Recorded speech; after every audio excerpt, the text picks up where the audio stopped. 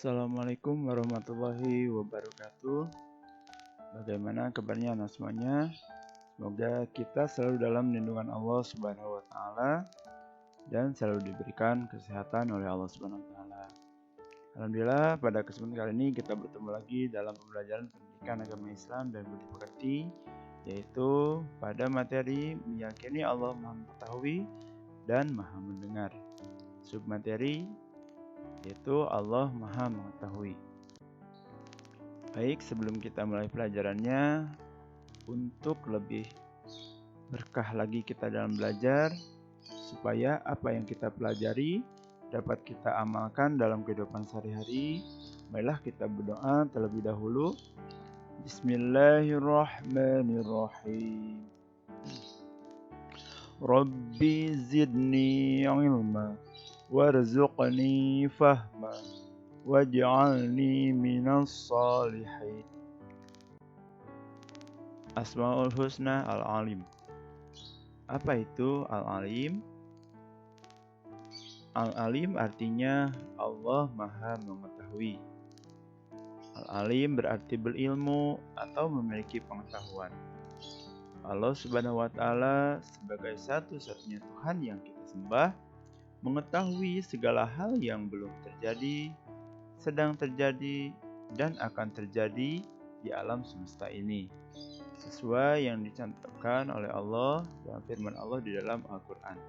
Banyak sekali kejadian-kejadian dalam Al-Quran, baik menjelaskan kejadian-kejadian yang sudah terjadi, seperti pada nabi-nabi terdahulu, yang sedang terjadi, maupun yang akan terjadi ke depannya. Baik anak sekalian, mari kita perhatikan surah Al-Anbiya ayat 4 ini. A'udzubillahi minasyaitonir rajim. Qala rabbi ya'lamul qawla fis samaa'i wal ardi wa huwas samii'ul 'aliim. Artinya, berkatalah Muhammad kepada mereka, Tuhanku mengetahui semua perkataan di langit dan di bumi, dan dialah yang maha mendengar lagi maha mengetahui. Artinya bahwa Allah Subhanahu wa taala mengetahui segala hal yang ada di langit maupun di bumi tanpa kita sadari, tanpa kita minta, ataupun tanpa kita lihat. Allah mengetahui semua hal yang terjadi di semua bumi. Ayat selanjutnya yaitu di surah Thaha ayat ke-7 dijelaskan juga, A'udzubillahi minasyaitonir rajim. Wa in tajhar bil qawli fa innahu ya'lamus sirra wa akhfa. Artinya, dan jika kamu mengeraskan ucapanmu, maka sesungguhnya dialah mengetahui rahasia yang lebih tersembunyi. Artinya, ketika kita mengucapkan apapun, baik diucapkan secara lisan maupun secara dalam hati saja, Allah tetap mengetahui apa yang kita ucapkan. Oleh karenanya, Allah memiliki sifat zat yang maha mengetahui atau al-alim. Mari kita renungkan hal berikut ini. Apabila kita melihat ada semut hitam yang berwarna hitam, kemudian dia ada di batu hitam, kemudian di malam hari, apakah kita dapat melihatnya? Tentu tidak, karena penglihatan manusia itu sangatlah terbatas. Beda dengan Allah Subhanahu wa taala, ya, sebagai Tuhan kita, Dia sangat mengetahui apapun hal-hal kecil yang ada atau yang terjadi, Allah pasti mengetahuinya. Termasuk juga perbuatan kita, baik buruknya perbuatan kita, Allah akan mengetahuinya. Kemudian juga Allah menciptakan alam semesta ini, baik itu di bumi ataupun di planet lain ataupun di belahan alam semesta lainnya, Allah mengetahui segala hal yang ada di alam tersebut. Dan Allah mengetahui yang kita lakukan. Yang kita lakukan perbuatan baik, yang kita lakukan perbuatan buruk, Meskipun tidak ada manusia yang melihatnya, tetapi Allah sangat melihat atau Allah mengetahui apa yang kita lakukan. Oleh karenanya anak semuanya, marilah kita lakukan perbuatan-perbuatan yang baik, perbuatan-perbuatan yang Allah ridhoi. Contohnya, rajin berbuat baik atau bersedekah, ataupun rajin membantu orang tua di rumah, ataupun mengerjakan tugas-tugas dari Bapak Ibu guru dengan baik, kemudian membaca Al-Quran, mengaji, dan sebagainya. Mari kita lakukan perbuatan-perbuatan yang Allah ridhoi. Janganlah kita mendekati pekerjaan-pekerjaan yang Allah tidak ridhoi, Allah tidak, atau Allah sangat membencinya. Contohnya, waktunya sholat, kita tidak sholat, mengambil barang orang lain, dan sebagainya. Itu hal-hal yang Allah tidak sukai.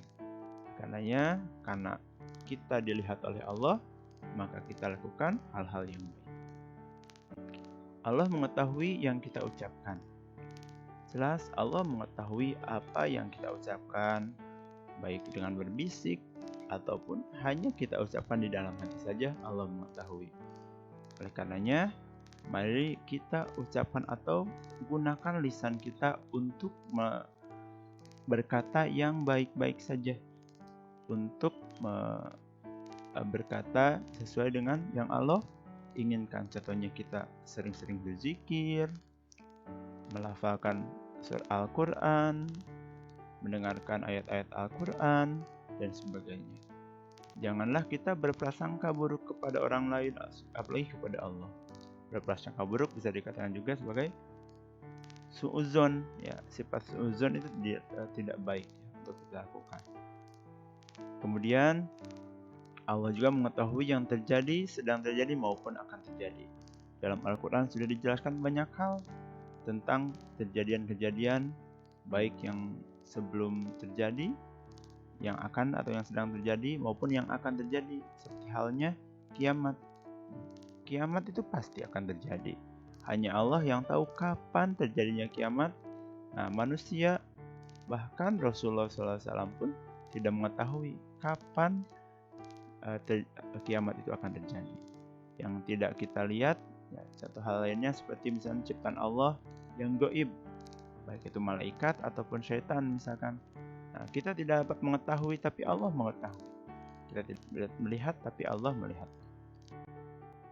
Baik anak sekalian, Allah Subhanahu wa Ta'ala menyuruh kita untuk mencari ilmu pengetahuan untuk bekal kita hidup di dunia dan di akhirat. Di dunia tentunya tanpa bekal ilmu, kita tidak dapat melakukan segala hal. Kita tidak dapat melakukan berbagai macam kegiatan untuk menunjang atau mempersiapkan kita hidup di akhirat. Tentunya juga di akhirat tanpa ilmu, ya, akan menjadi percuma. Sholat contoh halnya. Tanpa sholatnya tanpa ilmu, ya, tidak tahu bagaimana cara ruku, tidak tahu caranya sujud, tidak tahu bacaan-bacaan yang wajib di dalam sholat. Nah, itu hal yang percuma untuk kita lakukan. Oleh karenanya itu, marilah kita belajar dengan baik, ya, baik itu ilmu dunia ataupun ilmu untuk akhirat kita tentunya yang lebih kita utamakan. Karena hidup di dunia ini kita hanya sementara, tapi hidup di akhirat nanti yang kekal, ya, itu sebagai bekalnya kita hidup di dunia, kita cari bekal untuk di akhirat. Oleh karenanya kita mencari ilmu itu di mana saja, termasuk kalian di sekolah, di tempat pengajian, dan sebagainya. Baik anak sekalian, bagaimana sih kita cara meyakini Allah itu maha mengetahui? 1. Selalu berusaha menghindarkan diri dari perbuatan yang jelek. Seperti tadi dijelaskan di sebelumnya, kita harus senantiasa berbuat baik. Baik itu kepada sesama manusia, kepada sesama makhluk, pada hewan, ataupun tentunya berbuat baik dalam beribadah kepada Allah. Selalu berperilaku terpuji, sama halnya dengan berbuat baik kepada orang tua, guru, dan sebagainya. Selalu menghindarkan diri dari pikiran-pikiran yang kotor atau yang buruk.